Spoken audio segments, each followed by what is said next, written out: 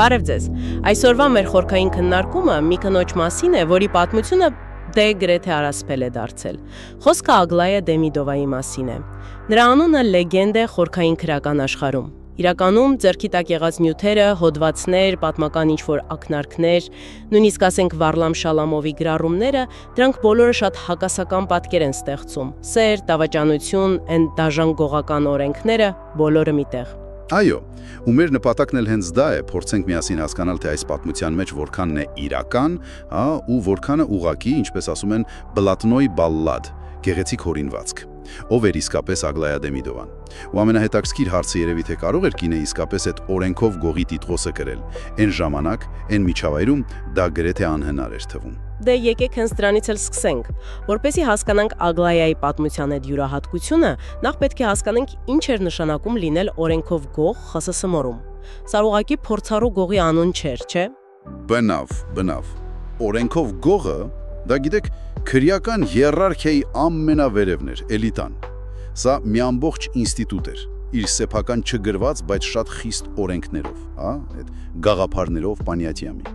Իրենց դատարան ունեին, սխոտկան, իրենց էթիկան, ու այդ տիտղոսը տալիս էր ոչ միայն, ասենք, հսկայական հեղինակություն, այլև իրական արտոնություններ բանտերում, ճամբարներում։ Ինչպիսի արտոնություններ, օրինակ։ Դե նրանք չէին աշխատում, ունեին լավագույն պայմանները, ինչքան որ հնարավոր էր իհարկե։ Նրանց խոսքը մյուս կալանավորների համար օրենք էր, իրական իշխանություն էին։ Բայց այստեղ կար մի հսկայական բայց՝ կանայք։ Այս աշխարհը չափազանց պատրիարխալ էր, ու կարծես թե ընդունված համոզմունք կար, որ կինը չի կարող լինել օրենքով գող։ Ինչու՞։ Աղբյուրներում նույնիսկ այդպես ֆիզիոլոգիական բացատրություն են բերում, որը անկեղծ ասած մի տեսակ շատ հարմար էր թվում տղամարդկանց գերիշխանությունը պահպանելու համար։ Այդ շատ տարօրինակ բացատրություն էր։ Հիմնված էր այն գաղափարի վրա, թե իբր օրենքով գողին արգելված է ցանկացած շփում տղամարդու սեռական օրգանների հետ, բացի իր սեփականից։ Ասենք սա խորհրդանշում էր նրա մաքրությունը, նվիրվածությունը գաղափարներին։ Ու քանի որ կնոջ համար հատկապես եթե նա ուզում էր, չգիտեմ, ընտանիք երեխա ունենալ, սեռական հարաբերությունը տղամարդու հետ անխուսափելի էր, նա ավտոմատ այս կանոնի տեսանկյունից համարվում էր պղծված։ Հետևաբար կին օրենքով գող սա սկզբից եւ այդ պարադոքս էր։ Հակասություն հենց համակարգի հիմքում։ Դուք պատկերացնում եք ինչպիսի բացառություն պետք է լիներ Ագլայան, եթե իհարկե լեգենդը ճիշտ է։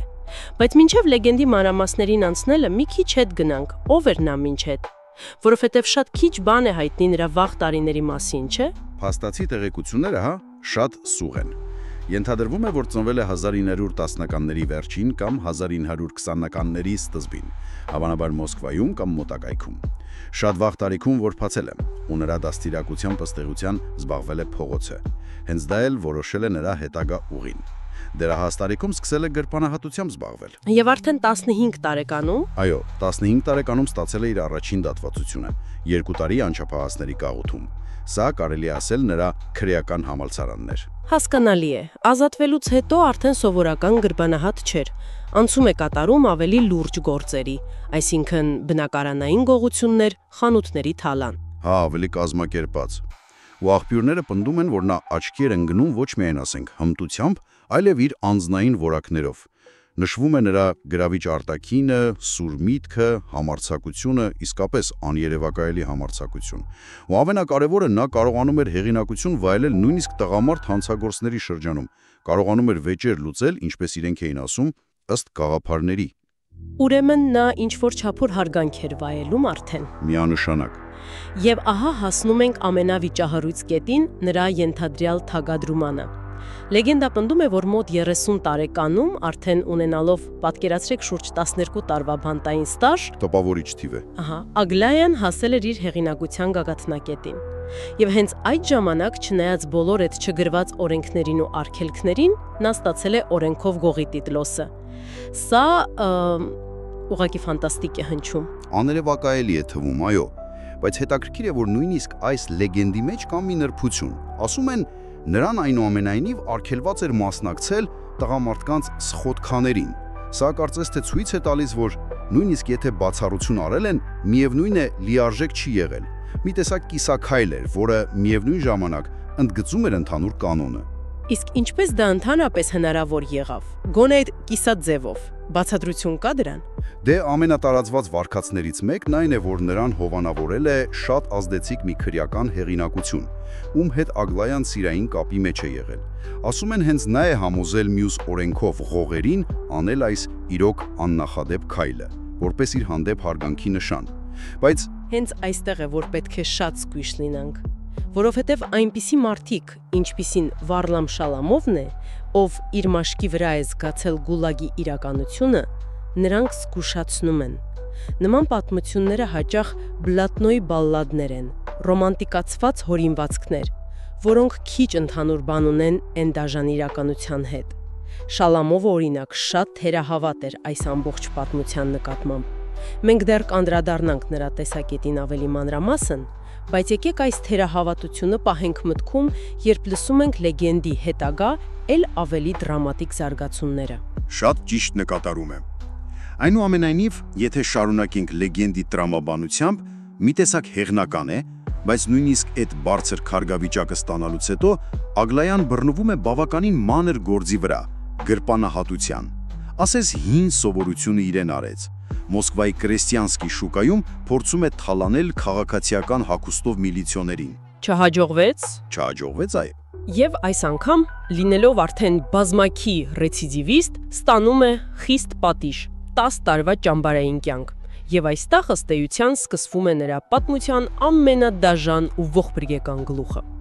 Սա ցույց է տալիս ճամբարային իրողությունները եւ օրենքի սահմանները կնոջ համար։ Սկզբում նա հավանաբար մտածում էր, որ իր կարգավիճակը կապահովի իրեն արտոնյալ պայմաններ, չէ՞։ Հա, հավանաբար սպասումներ ուներ, որովհետև օրենքով գողերը կանած գաղութներում էլ այնուամենայնիվ որոշակի արտոնություններ ունեին։ Բայց Ագլայան բախվում է մրցակցության։ Մի ուրիշ հեղինակություն կար այնտեղ, Վերիկա Կորմա անունով։ Նա նախկին մարմնավաճառ էր, ինչը իդեպ գողական իերարխիայում շատ ցածր կարգավիճակ էր նշանակում։ Բայց շատ դաժան էր ու Ագլայայի գալուց առաջ փաստացի տիրում էր խցում։ Բռնություններ գործադրում, իր իշխանություններ հաստատում։ Իսկ Ագլայան հավատարիմ իր ենթադրյալ կարգավիճակին միջամտում է, այսինքն փորձում է կարգուկանոն հաստատել։ Անձնական մրցակցություն, այլև Ագլայայի փորձը հաստատելու իրեն մի միջավայրում, որը կառուցվածքայինորեն մերժում էր նման բանը կնոջ համար։ Եվ հենց այս լարված իրավիճակում ի հայտ է գալիս նոր դրդապատճառ՝ սերը եւ ազատության տենչը։ Ագլայան ոչ միայն ուզում էր դուրս գալ բանտից, այլ ուզում էր վերամիավորվել իր սիրելիի հետ, Տիմոֆեյ Ժիգան անունով մի գողի։ Լեգենդը նույնիսկ պատմում է, թե իբր նրանք արյունով երթում են տվել, ձեռքերն են կտրել, միացրել դե որպես հավերժական սիրո նշան։ Շատ ռոմանտիկ է հնչում, բայց միևնույն ժամանակ։ Բայց դաժան միջովայրում։ Հա, ու հանուն այս նպատակի Ագլայան դիմում է մի քայլի, որը ըստ գողական այդ գաղափարների ուղղակի աններելի դավաճանություն էր։ Նա սկսում է կապ բանտի բժշկի հետ։ Որոշ աղբյուրներում նույնիսկ անունն են նշում՝ Զալևսկի։ Իսկ ինչու էր դա աններելի։ Նպատակը կեղծ բժշկական տեղեկանք ստանալն էր, օրինակ տուբերկուլյոզի մասին։ Դա թույլ կտար տեղափոխվել հիվանդանոց, որտեղից տեսականորեն ավելի հեշտ էր փախուստ կազմակերպել։ Նա նույնիսկ իր թանկարժեք ականջողերն է տալիս բժշկին որպես կաշառք։ Հիմա հասկանալու համար, թե ինչու էր սա աններելի մեղք, պետք է մի քիչ խորանանք այդ գաղափարների մեջ։ Համագործակցությունը վարչակազմի ներկայացուցչի հետ անկախ ձևից լինի դա տեղեկություն տալը, թե ինչպես այս դեպքում կապի մեջ մտնելը, սա դիտարկվում էր որպես գողական օրենքի հիմնարար սկզբունքի դավաճանություն, այսինքն պետությունից լիակատար անջատման ու հակադրության սկզբունքի։ Իսկ սեռական կապը։ Սեռական կապը պարզապես սրում էր այդ պղծումը, այդ զաշկվառը։ Դա համարվում էր կարգավիճակի հետ բացարձակ անհամատեղելի։ Եվ իհարկե, ով է բացահայտում այս կապը։ Վերկա Կորման, ով հենց սպասում էր իր ժամին։ Ճիշտ է։ Նա պատահաբար իմանում է ու անմիջապես Մալյավը, գաղտնի գրությունը ուղարկում դրսում գտնվող օրենքով գոհերին։ Շատ մանրամասն նկարագրում է Ագլայայի դավաճանությունը։ Եվ արձագանքը երկար չի սպասեցնում, ենթադրում եմ։ Կայնծակնային էր։ Սխոտկան հերակակարգով դատում է Ագլայային եւ դատապարտում մահվան։ Ու որպես լրացուցիչ գիտեք, սադիստական նվաստացում, դատավճռի կատարումը հանձնարարում են հենց Վերկա Կորմային։ Այսինքն մեկին, ով իր կարգավիճակի շատ ավելի ցածր էր։ Այո, սպանվել նրա ձեռքով դա մեծագույն անպատվություն էր համարվում։ Այս դավաճանությունը, ինչպես որ ընկալվում էր գողական օրենքներով, գործի դրեց անխուսափելի ու շատ դաժան հետևանքների շղթա։ Երբ վեր կան զինված այս լիազորությամբ խցում հարձակվում է Ագլայայի վրա, սկսվում է քաոս։ Ագլայայի կողմնակիցներից մեկը, ում նա ժամանակին պաշտպանել էր, դանակահարում է վերկային։ Տարբեր վարկածներ կան զենքի մասին՝ մետաղալար, մեղ, դանակ, դժվար է ասել։ Բայց փաստն այն է, որ սա վերածվում է զանգվածային ծեծկրտուքի։ Աղմուկի վրա ներխուժում են պահակները, Ագլայան հասկանում է, որ այլևս կորցնելու բան չունի։ Նրան կսպանեին կամ գողերը դավաճանության համար, կամ պետությունը արդեն նոր մեղադրանքներով։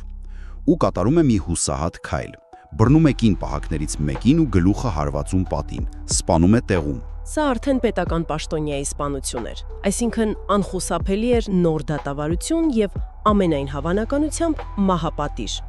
կամ առնվազն 25 տարվա խիստ ռեժիմ։ Նրան սկսում են տեղափոխել դատարան Տայոժնի անունով մի ավան, եւ այստեղ տեղի է ունենում հերթական դրամատիկ փախուստը, որը նույնպես պատված է լեգենդներով։ Հա, էս էլ շատ կինոյի կադրի նման պատմություն է։ Ճանապարհին անտառային տեղանքով անցնելիս նա խնդրում է կանգ առնել, իբր բնական կարիքները հոգալու համար։ Նրան ուղեկցում է պահակներից մեկը։ Որոշ աղբյուրներ ակնարկում են, որ պահակը փորձել է սեռական ոտնձգություն անել, ինչը ցավոք հազվադեպ չէր այդ պայմաններում, բայց Ագլայան պատրաստ էր։ Նա իր մոտ թաքցրած ուներ երկար գնչուական ասեղ կամ մի ուրիշ սուր առարկա, ու դրանով սպանում է պահակին։ Իսկ երկրորդ պահակը։ Հա, մեն մասը, որը երևի թե ամենաշատն է պատվում։ Ճիշտ է։ Լեգենդը պատվում է, թե ինչպես է Ագլայան խուսափելով հետապնդումից հատում երկիրը։ Ճանապարհին նրան իբր օգնում են տայգայում հանդիպած գեոլոգները։ Նրա միակ նպատակը հասնելն էր Պոդմոսկովիե, իր սիրելի Տիմոֆեյ Ժիգանին։ Նա հավատում էր, որ Տիմոֆեյը կհասկանա, կների, կպաշտպանի, որ նրան սերն ավելի ուժեղ է, քան օրենքը։ Բայց նրան սպասում էր փաստորեն դառը իրականությունը։ Երբ նա վերջապես հասնում է Ժիգանի տուն, պարզվում է Տիմոֆեյին արդեն ամեն ինչ գիտի։ Այդ գողական փոստը մալիավաները հասել էին նրան։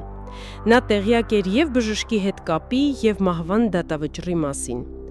Չեմ պատկերացնում այդ պահը, ինչ անում Ժիգանը։ Ըստ լեգենդի նա ընդունում է Ագլայեային։ Նրանք միասին անցկացնում են վերջին գիշերը։ Իսկ առավոտյան Ժիգանը սառնասրտորեն հայտնում է, որ Սխոտկան հենց իրեն է հանձնարարել կատարել դատավճիռը։ Այսինքն ինքը պետք է սպանի իր սիրելիին,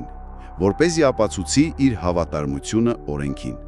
Սա երևի թե լեգենդի ամենադաժան շրջադարձն է։ Անհավատալի է, սեփական ձեռքերով Ագլայան սկզբում աղերսում է, փորձում բացատրել, որ ամեն ինչ արել է հանուն իրենց սիրո։ Հետո, երբ հասկանում է, որ ամեն ինչ իզուր է, նա հրում է Ժիգանին ու փորձում է փախչել դեպի մոտակա գետը։ Լեգենդն ասում է, նա գիտեր, որ Ժիգանը պանիկական վախ ուներ ջրից։ Մտածում էր գուցե փրկվի։ Բայց փրկությունը մոտ էր, սակայն անհասանելի։ Երբ նա գրեթե հասել էր ջրին, Ժիգանը հետևից դանակը խրում է նրա մեջքին։ Ագլայանը ընկնում է գետափին, կիսով չափ ջրի մեջ։ Ժիգանը համոզվում է, որ նա մահացած է եւ հեռանում է։ Գնում է զեկուցելու, որ հանձնարարությունը կատարված է։ Այսպես ավարտվում է ռոմանտիկ, բայց անչափ դաժան լեգենդը։ Օրենքը հաղթում է սիրուն։ Սա իհարկե մի պատմություն է, որը հենց ֆիլմի սցենար է։ Բայց հենց այստեղ է, որ պետք է վերադառնանք Վարլամ Շալամովի թերահավատությանը։ Նա այս ամբողջ դրաման, հիշում եք, համարում էր հորինվածք, Բլատնոյի բալադ։ Ինչ էր ասում Շալամովը իրականում տեղի ունեցածի մասին, իր վարքածը որն էր։ Շալամովը իր Կոլիմյան պատմվածքներ շարքի կինը գողական աշխարհում ակնարկում ներկայացնում է շատ ավելի պրոզաիկ ու դաժան վարկած։ Ըստ նրա, Ագլայայի փախուստը տևել է ընդամենը 2 օր։ Նրան շատ արագ բռնել են տայգայում, դատել են 2 սպանությունների համար, պահակի եւ կին պահակի։ Եվ դատապարտվել են կամ 25 տարվա խստացված ռեժիմի, կամ նույնիսկ գնդակահարել են հենց այդ Տայոժնի ավանում։ Այսինքն ոչ մի ճանապարհորդություն դեպի սիրելին, ոչ մի դավաճանություն դանակով, պարզապես համակարգի անխուսափելի սառը պատասխանը։ Երկու բոլորերին տարբեր պատմություններ, լրիվ հակադիր։ Օրն է ճշմարտությունը, մենք հավանաբար երբեք չենք իմանա։ Բայց Ագլայայի պատմությունը, լինի դա լեգենդ, թե իրականության ու հորինվածքի ինչ-որ խառնուրդ, իր հետքն է թողել քրեական աշխարհի վրա, հատկապես կանանց նկատմամբ վերաբերմունքի հարցում։ Այո, Համարվում է, որ հենց նրա դեպքը, հատկապես նրա այդ դավաճանությունը բժշկի հետ, դարձավ առիթներից մեկը, որ 1956 թվականի համամիութանական սխոդկան վերջնականապես ու պաշտոնապես արգելեց կանանց թագադրումը։ Ամրապնդվեց այն կարծրատիպը, որ կանայք անհուսալի են, հակված են շեղվելու կամ, ինչպես իրենք էին ասում, սկուրվյացը, այսինքն կորցնում են հավատարմությունը կոդեքսին, դառնում են անվստահելի։ Շալամովը շատ խորն է վերլուծում այս երևույթը։ Նա խոսում է գողական էթիկայի մեջ կանանց նկատմամբ խոր արմատացած արհամարհանքի մասին։ Կինը դիտարկվում էր որպես սեփականություն, որպես իր։ Միակ բացառությունը կարծես թե մոր կուլտն էր։ Գողը պարտավոր էր պաշտել մորը։ Եթե այն չի տարածվում կնոջ վրա ընդհանրապես։ Նա նշում է, որ իրականում շատ քիչ գողեր են հոգտանում իրենց մայրերի մասին, ասենք գումար ուղարկում։ Սա ավելի շատ դիմակ էր, քան իրական զգացմունք։ Մի միֆ, որը նրանք ստեղծել էին իրենց շուրջ։ Այսպիսով Ագլայա Դեմիդովայի կյանքը մնում է հանելուկ, հյուսված լեգենդներից ու դաժան իրականությունից, որի ճշգրիտ սահմանները մենք ըստ երևույթին չգիտենք։ Նա դարձավ մի կնոջ խորհրդանիշ, ով փորձեց մարտահրավեր նետել տղամարդկանց կողմից սահմանված կանոններին մի աշխարհում, որտեղ կնոջ տեղը հստակ որոշված էր, շատ ավելի ցածր։ Եվ ահա մի հարց ձեզ համար մտորելու, հարգելի ունկնդիրներ, արդյոք Ագլայայի ողբերգական վախճանը, լինի դա Ժիգանի դանակից, թե պետական գնդակից, միայն նրա անձնական ընտրությունների ու այդ գողական օրենքների դաժանության հետևանք էր։ Թե այն նաև ավելի լայն պատկեր է ցույց տալիս։ Ինչպես էին հասարակության մեջ արմատացած գենդերային կարծրատիպերն ու սահմանափակումները ներթափանցում նույնիսկ ամենափակ ու առաջին հայացքից այլընտրանքային կանոններով ապրող համայնքներ, ինչպիսին քրեական աշխարհներ։ Եվ ի վերջո որն է ավելի զորեղ՝ մարդկային զգացմունքները, սերը, թե օրենքը։ Նույնիսկ երբ այն գրված չէ թղթի վրա, այլ փորագրված է դանակների սուր ծայրերով ու հոգիների խորքում։ Մտածեք այս մասին։